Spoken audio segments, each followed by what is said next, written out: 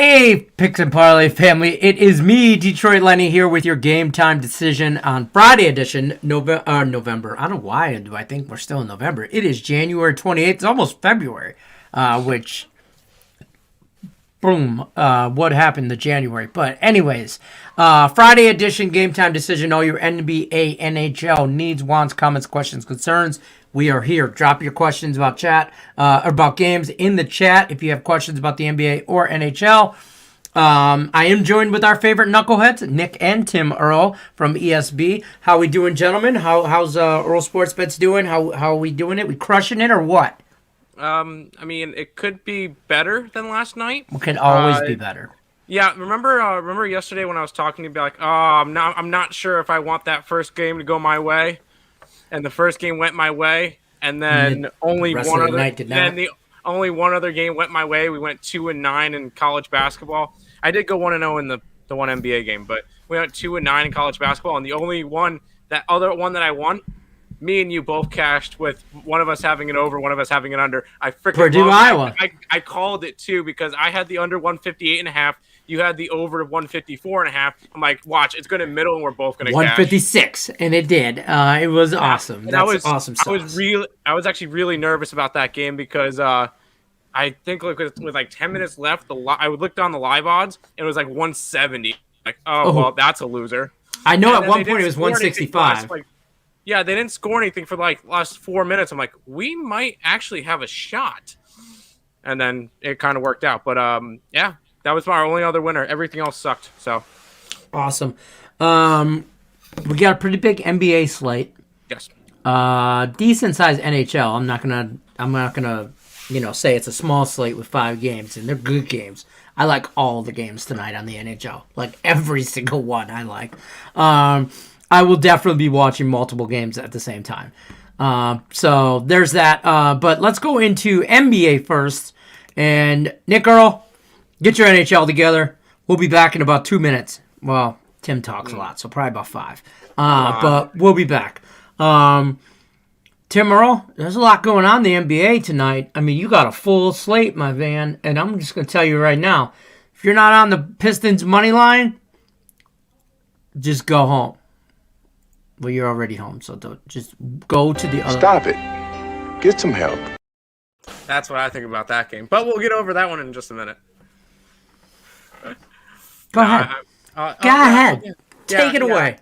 You know what? I will take it away. Even if you told me not to take it away. No. Yeah, we get to start off in that Piston-Orlando game. Oh, sorry. Yeah, never mind. We do get to start off in that Piston-Orlando game. No real significant injuries that has any impact to do with the game. Jeremiah Grant remains out. Kelly Olynyk remains out. So players that have been out for a while are remaining out, and that's the only injury reports for this game. There's, 11 games on the slate? Yeah, you don't need to bet this one. Moving on, the Atlanta Hawks are hosting the Boston Celtics. DeAndre Hunter is questionable with lower back discomfort. Other than that, Danilo Gallinari, wow, I cannot speak today, is also questionable with right eye irritation. So that's 2 questionable guys there on the Atlanta side. I'm taking a shot. I don't trust the Hawks this year. I don't trust them as a favorite in general too. I got the Celtics at a 2-point dog, so I'm going Boston in this game for one of my first bets. We'll move on. We get to see question marks next to 3 different players' names on this LA team as the Lakers head to Charlotte. And let me check. All right, today does end in why we're going to be fading the Lakers. I'm on the Hornets -7. LeBron James is now questionable. So with the knee injury, it's no longer abdomen, or it's no longer whatever excuse he was using before. It's something different now. So that's kind of interesting. So LeBron James questionable. Anthony Davis questionable with a wrist injury. That's different than what he's been out with. So that might be a little bit of a concern. And Russell Westbrook is questionable due to a right knee soreness. I think the Lakers would be better without him anyway. Gordon Hayward remains out. Kelly Oubre Jr. Is questionable for this game. He did play last game, so I do think he's going to play this game as well. And then Malik Monk ruled out for the Lakers as well. Give me the Charlotte Hornets at home. I think they get the job done. Moving on to Portland and Houston. This is another 1-800-GAMBLER game. No Dame still. Christian Wood is questionable due to a migraine, so we'll see with that.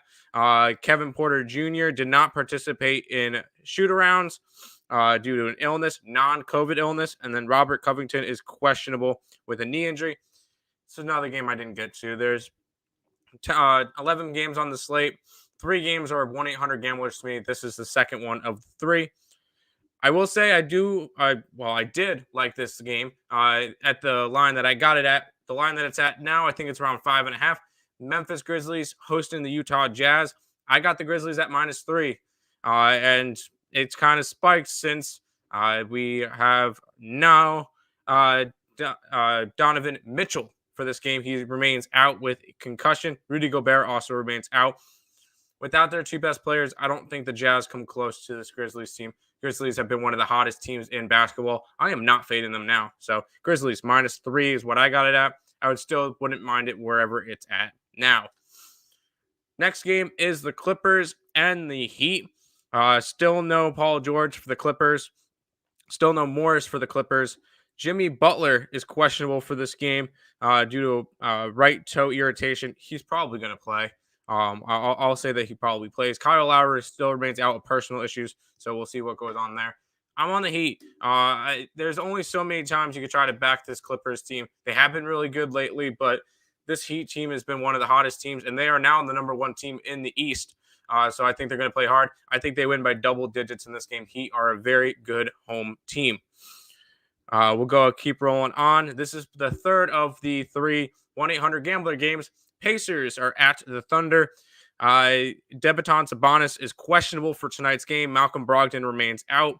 Other than that, nothing real significant. I'm not interested in these games. These 2 teams suck, and no real value on this. I believe it was a pick'em this morning. If there was plus money on the side, I probably would have tried to look towards it. No plus money, no me likey.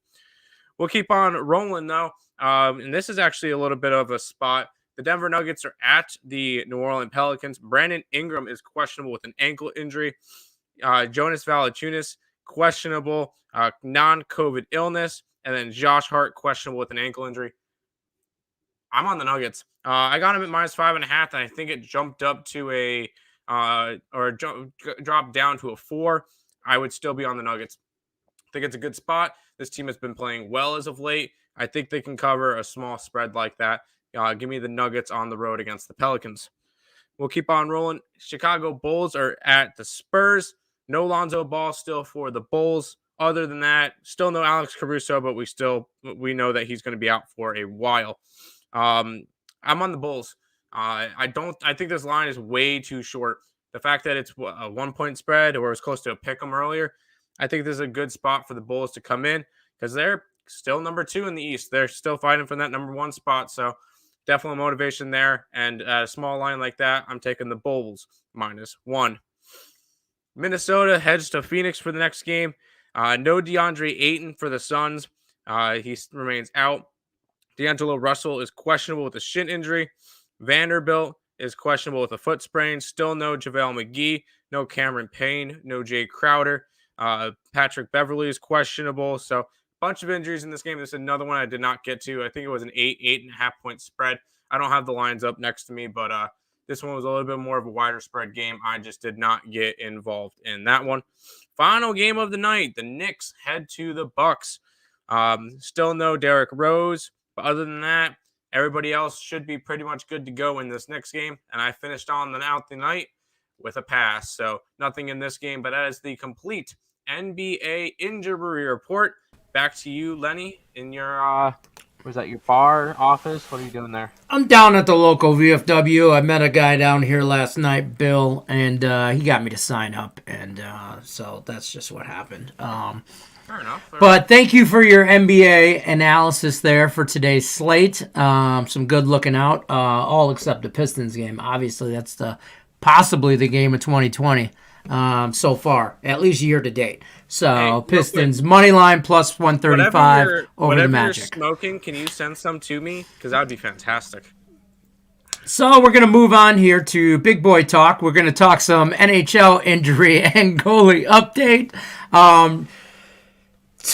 Nick Earl, hell of a slate here. I'm going to give you the floor, let you just run through it, and then I watched you earlier on your show too, and we're pretty much on the same stuff majority. But obviously I'm on the Red Wings, but I haven't put no money on that game. I'm not physically putting $1 on it, not one, but go Wings. Take it away. Talk to me about this NHL slate. Yeah, last night was a nice night. A couple of nice dogs hit for me. I had the Blue Jackets. I had who was the other team? The Blues puck line. That was another big casher for me last night. So a very good night last night for the NHL finally. But we'll get into today's slate. I like a few spots a lot on this card. We'll start it off here with your Detroit Red Wings and the Pittsburgh Penguins here. On the Pittsburgh side, Casey DeSmith confirmed in net. No Teddy Bluger, no Dan O'Connor, and no Jason Zucker. So they're missing the same guys they missed yesterday. On the other side, what a surprise. The Red Wings can't confirm their damn goalie. I'm expecting it to be Nedeljkovic, but it's always expected, never confirmed. Shocker. I know. It's annoying. Because Thomas Greiss is out with COVID, so it's not. What are they going to do? Go to Pickard? We know it's not going to be Nedeljkovic, which has not looked great lately. They're still without the same guys they've been out with. It feels like all season long. No Stretcher, no Verana, no Lindstrom. So they're missing a few players here. Pittsburgh got upset last night against the Kraken. Of course, the one night I don't bet a plus 300 underdog. That underdog goes on to win. I think the Penguins come out quick tonight. I took the Penguins only in the first period minus half a goal. I think they take care of business, and they're up 1-0, 2-1 at the end of the first period. Next matchup here is probably my matchup of the night. The Minnesota Wild are at the New York Rangers in this one here. Cam Talbot confirmed for the Minnesota Wild. They're going to be without Bukestad, Nico Stern, and John Merrill. On the other side, Igor Shesterkin is going to be in net for the Rangers. Philip Seidel, Adam Fox, that's a big one out for the Rangers. Honestly, probably the second or third best defenseman in the NHL other than maybe Cale Makar. Will not be available for this game. Patrick Nemeth and Cabo Caco are also out for this game. Here's the plain and simple truth with the Rangers. And they proved it to me last night. When Shesterkin's not in net, this team sucks. They're a good power play in Shesterkin. That's all they are. I think they're 26 in the NHL in expected goals on 5-on-5. This is not a good team. Don't let their pretty record fool you guys. This is a team that gets lucky. This is a team that gets outplayed every single night, it feels like. Give me the Minnesota Wild here. First period, full game, puck lines on both of them. I got him plus 180 for first period. I got it early this morning at plus 200 for the puck line, full game for them as well. That's down to around plus 165. So I think this is a domination here for the Minnesota Wild. I think they outplay them, and I think they win this game like 4-1 or something along those lines. So give me the Wild to take care of business here. Next matchup here, Colorado Avalanche and the Chicago Blackhawks here. Pavel Francouz is in net for the Colorado Avalanche. No Bowen Byram, no Ryan Murphy. And the biggest news of the day, even bigger than the Adam Fox news, no Nathan McKinnon. He's out with, I think, a fracture to his nose and a concussion after that collision with Taylor Hall, which caused his stick to come up and hit his face. No McKinnon tonight, and he'll be out the next couple games as well. Marc-Andre Fleury confirmed for the Chicago Blackhawks. No Jonathan Taves tonight, which is another big one there. No Tyler Johnston and no Stillman as well for the Blackhawks. I feel like even this sounds crazy. At minus 180, we're getting a discounted price with the Colorado Avalanche here. Plain and simple. No ifs, ands, or buts about it. I think they have overreacted a little bit too much to the Nathan McKinnon news. Yes, he's a great player, but this Colorado Avalanche team has depth. Give me the Avalanche team total over 3.5 and over 6.5 in this game. Two more games to go. Washington Capitals are at the Dallas Stars here. Vitek Vanacek confirmed in net for the Washington Capitals. They will be without Nick Jensen. They will continue to be without TJ Oshie as well. On the other side, Braden Holtby confirmed in net. He will be playing against his former team that he played for 10 years and won a Stanley Cup with for the first time. as an opposing player. And I think he shows out tonight. Give me the Dallas Stars on the money line in this spot. Final matchup in this of this card. Boston Bruins and Arizona Coyotes. This is the last game of the night, or both these last two games are 9:00 games. Linus Ullmark confirmed in net for the Bruins. They will be without Grzelcyk. They'll be off Foligno, and they'll be without Frederick still. On the other side, Wedgwood confirmed in net for these Arizona Coyotes. Ryan Dzingel still out, along with Jay Beagle and Timmons as well. And I've got under in this game. Under 6, and Bruins team total under 3.5. I see this as a similar situation to about a week and a half, 2 weeks ago, where the Toronto Maple Leafs came in on a second half of a back-to-back, came into Arizona and lost this game straight up. This may be the parlay spoiler tonight. Arizona Coyotes, I think, are a live dog in this game tonight. But that is all for tonight's slate for the NHL. Back to you, Detroit Lenny. I am here. I'm on you. I'm with you on that, except that Bruins game. I think they destroy the Coyotes. I'm on the Bruins puck line, Dallas money line, Colorado puck line, Minnesota money line, and the over in the Wings and the Pittsburgh game. Those are my 5 game from everyone. So, but like I said, we agree on most things. There's a couple little things there that we do not. We're gonna bring in. We have to bring them back. I mean, per our contracts, we have to bring them back. So we got not with that background. That's true. You know what? You're right. When you're right, you're right. So damn it, I forgot he can bring himself back. So there we go. Little bonus action for you guys, real quick. I'm gonna go through the chat as you guys go over each game. We're gonna give you some NFL action as well, real quick. We'll start with the AFC because I think that's the first game that plays that day. I think they're the early game. Correct. That's at 3:00. Yeah, that's the early game, and then they both play on Sunday. So, talk to me about AFC Bengals, Kansas City.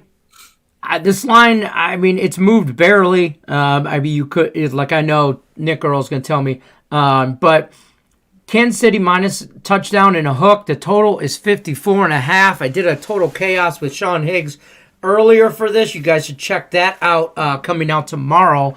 It's recorded. We'll launch that out tomorrow. So I won't say too much on this game as far as totals, but I'll tell you the sides where I like. But Nick Earl, take it away. Yeah, as for the total, I didn't really play on it. I think I would lean under. Because I don't think one team is going to contribute much. I keep saying my final score for this game is 34-10. And this is Kansas City in a rout. Give me first quarter minus 2.5, first half minus 4, and full game minus 6.5. I have tripled up on this spot. This is Kansas City coming in, showing them who the real kings of the AFC is. And it's not your puny little Bengals, your little kitty cats there. It's not that. Yes, I will give props when props is due. This was a nice season for the Bengals. They definitely exceeded expectations. They were a good team. They did more than we thought they were. It was a cute story. It's time for the big boys to take over now. Kansas City in a rout in this one. 34-10 is my predicted score. Is Shesterkin going to be behind center? I just like to say that name. So Shesterkin. So, and when I watched you say it earlier, I was literally ding, ding, like in my head, like every time you said it. We should make a drinking game where every time his name is said, take a little, whatever. What's good, fellas? I'm just going through some comments unless anybody has a question about a game, but Tim Earl, I'm going to say that you're going to differ with your brother here on this one a little bit. Talk to me about the AFC game. Yeah, I'm going to fade the public. I'm on the Cincinnati Bengals. We've seen a lot of money come in on the Chiefs, and yes, it's moved from 7 to 7.5, but with the amount of money, 7.5. Shut up. It did. 7. Sorry, Steve, I don't know how you do it. You wrangled these boys. I don't know how you do it. I don't know how you did it for years. Nick, I'm counting it as a 7 because Yes, we're counting it as a 7 because you got it at 6.5 on accident. You got it at 6.5. I got it like because I was first, paying attention to the book. Yeah, it was up for like 2 minutes. I'm counting it as it opened up at 7, and it's moved from 7 to slight 7.5. With the amount of money that's on it, I can even see that I'm gonna wait to bet this game until Sunday because I think I can get this line at a 9.5 area. I think on Sunday it's below 7. I don't think so. I really don't. Because Or maybe it goes to the 7. You're gonna get everybody and their mother who's creating parlays putting, oh wow, Chiefs are minus 300. Might as well just throw them on my parlay as a piece, and that line's gonna go from a minus 7.5 that it is now, and it's gonna go all the way down to probably even close to 9 because of teaser protection. Because you don't see 8s, you don't see 8.5s. It'll end up dropping down to 9.5 area. So I feel like this would be a good spot to wait until that Cincinnati Bengals line drops. I'm going to grab Cincinnati plus whatever points I can get. I'm also going to drop them on the money line. I still have my Super Bowl ticket for the Cincinnati Bengals 18-1. So, and I feel like this could be a possible letdown spot for the Chiefs after that. Letdowns. Hold on. There's no letdowns in the playoffs. Okay, stop. After the colossal game that they just had against the Bills, where it went to overtime with the 13, all that. Look what happened last time. The Chiefs played against the Bills in a playoff game, and it went into overtime, and it was a back and forth crazy game. They came out flat against the Buccaneers. It was the Super Bowl. I won't say flat, but I will give you a point for that. It was a neutral site game. This is in Kansas City where Mahomes is an absolute god. I feel like this is that ESPN show where I should be giving you points for everything because Tim makes a good point. Is it around the horn? Where I give you a point. I'll give you a point. I'll give you a point for that, but I won't give you 2 because they came out flat, but not flat. I think they came out a little bit more conservative than flat. And you got to also think the Kansas City Chiefs had half their offensive line missing for that Super Bowl. So that's not a correct comparison whatsoever. But a little side note here, I just got a notification on my phone for your NBA, Tim. Both Anthony Davis and LeBron James are both ruled out for tonight. Oh, boy. Let's see where that line goes. I just need to put that one out there now. That's fair. Thanks for the update, Nick. Live game time decision, folks. That's why you tune in Monday through Friday. I'm loving my Hornets bet now. Let's see. Real quick, where's that line at? It's Lakers in a rout. 9.5. 9.5 now. So Lakers win by 10. By the way, I will mention, if you guys want to hear me and Nick argue even more, we're probably going to start around 2:45 on Sunday. Watch along for both games. We're going to probably start at 2:45. Yeah, we're going to do watch along because I'm going to be in Greenville, and we won't be – there's no distractions or anything. So I'm going to go. We're going to stream from 2:45 to whenever that final in that San Francisco game ends. Until we have a Super Bowl matchup. Until we have a Super Bowl matchup. And then maybe even a little bit more. But we're going to have another watch along. So I figured we'd mention it now. I've mentioned it a couple of streams during the ESB show. Trying to get it out as much as I can so that we can have a nice little crowd with us and not just 5-6 people between you got to play on the Celtics Hawks? Yes, I like the Celtics. Boom. Yes. Yeah, who doesn't? I mean, it's just fun. It's just good TV, right? I do keep track of records real quick because I know Nick loves his disagree games in the NBA whenever we disagree. In the NFL playoffs, I'm 3-2 against Nick in disagree games. I've gotten him in both Cincinnati games and the Bills versus Patriots. And then he got me in the Eagles versus Buccaneers and the Packers versus Niners. Okay, so this could potentially put Nick in a tie spot, so it's obviously a revenge spot with the Kansas City Chiefs there. So let's see the tiebreaker here. Since you guys break on here, do you guys agree with this or yes? Niners, Rams in LA. Rams favored. Field goal and a hook. Total 45.5. By the way, I know it's game time decision, folks. So if you're watching, there's not a lot of injuries going into this. I mean, everybody's playing. It's the NFC and the AFC Championship. You're playing to get in the Super Bowl. If you're hurt, you need to man up. Okay, throw some dirt on it, take the needle, whatever you got to do, get on the field, win the damn game.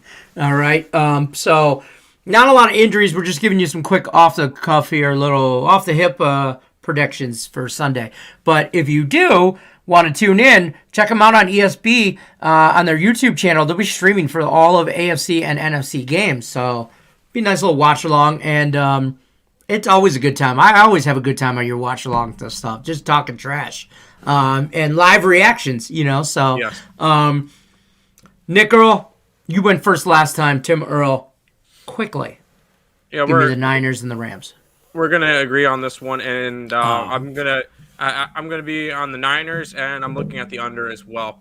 The big thing is, I think the Niners offense couldn't perform any worse than they did against the Packers, and they won that game because of their defense and their special teams, or more exact, they won that game because of the Packers playing like garbage, I should say. I do feel like this 49ers team is going to be able to come in and put a good game against this Rams. I'll take them plus 3.5 because I think this one comes down to a last second. We always underestimate this Rams team, this Niners team, and they always came back. They've already burnt me twice in the playoffs so far. I'm not trying to let them burn me again. So I'm fair. taking the Niners. Nick Earl, you agree? That's what you guys. Yep. You guys are on the same page. Yep, the San Francisco 49ers are going to the Super Bowl. And I think Matthew Stafford's out because he stubbed his left pinky toe. I think that was something. But I just needed to jab something. And I can understand why Lenny likes the Rams so much here. Mm-hmm. It's because he's a Lions fan, and all those times he was trying to say that Matthew Stafford is a legitimate quarterback, and if he had weapons around him, he can make things work. Yeah, this is just Matthew Stafford proving all those Detroit Lions fans right when he's not in the hellhole called Detroit. I think that's why he loves the Rams so much this year. I'm not sure that I could see where people would think that it's a kind of a homer pick for me, even though I'm a Lions fan, because for years we defended Matt Stafford and we're like, he's not the problem. It's everything else around there. And now that he's gone, you kind of want him to succeed so you can go, see, I told you guys he wasn't the problem. And really, we all just know it's because it's the Lions, and it is what it is. But a quick story. I got a haircut today, and I was at the barbershop, and this dude came in, and they were talking about football because it's a barbershop. And he was talking about, the only reason the Rams beat Tampa is because they already got rid of their best wide receiver in Antonio Brown. I said, what? A dude was cutting the back of my hair. I swear to God, if I can show the back of my head, I got a little clip where I did what it was like. He was trimming, and I went, what? And I got cut a little bit, and I'm like, that's the dumbest shit I've heard in a barbershop yet. And then he proceeded to tell me that Matt Stafford was worse than Jared Goff, but he was also a Niner fan. So for that purpose alone, I hope the Rams destroy.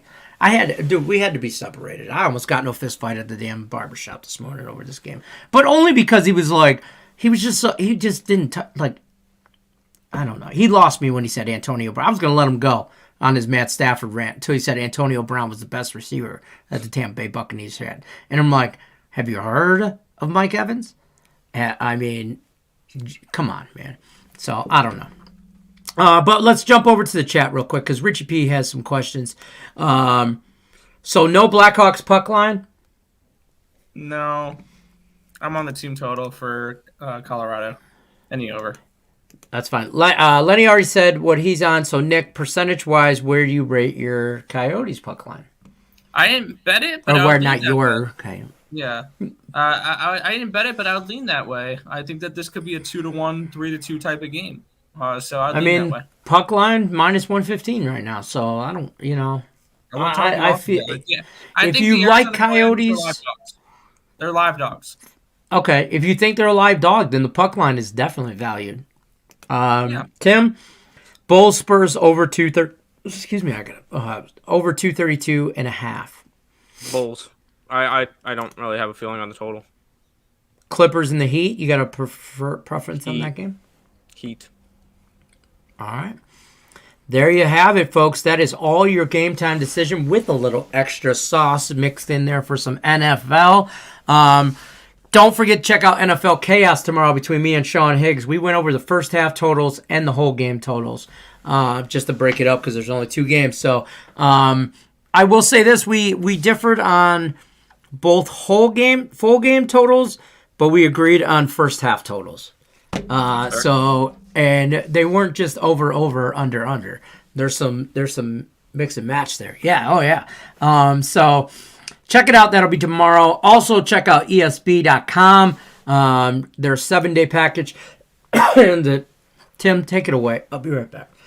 Yeah, a 7-day package, $49. I did have our record up, but I forgot to update it, and I just deleted it. So we're still like 114, 115 games above 500, still up, 68 units or something in that nature in college basketball this year. So if you guys want to go ahead and check that out, you can get the week pass, $49. I would recommend at this point grabbing it tonight after all the games or tomorrow morning and being able to jump on because there's a big slate tomorrow. We're going to have our best bet, our 9-game pack, and a couple free plays. So big slate tomorrow and ready to make some money. Fair enough. I got something in my throat, went down the wrong way, and I'm just wrong. ESB, I know, yeah. Don't do it, Nick. Don't do it, Nick. Don't do it, Nick. Welcome to Game Time Decision Friday edition.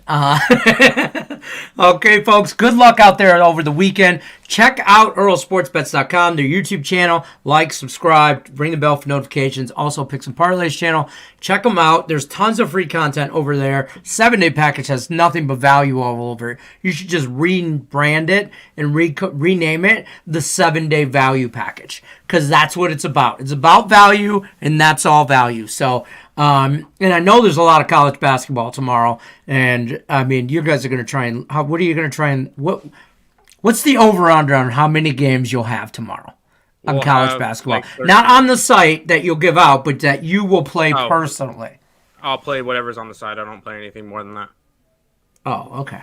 To be completely honest, with college basketball, I don't. With like baseball, I'll have extra stuff, or football, I'll have extra stuff that's not on the site. But during with college basketball, whatever's on the site is whatever I have bet. So you'll have a lot of games tomorrow is what I was getting at. We'll have like 10 premiums, and we'll probably try to sneak 3 free plays in there.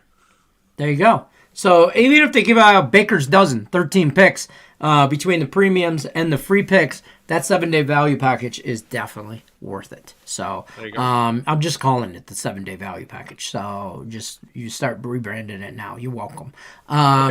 Check us out Monday. We'll be back. A ton of games tomorrow. Yeah, tons and tons. We will be back Monday when we know who's going to the Super Bowl, and I'm sure we will all have some conversations about that. Till then, good luck on all your bets out there, folks. You know the drill, unless you're against us. Peace out.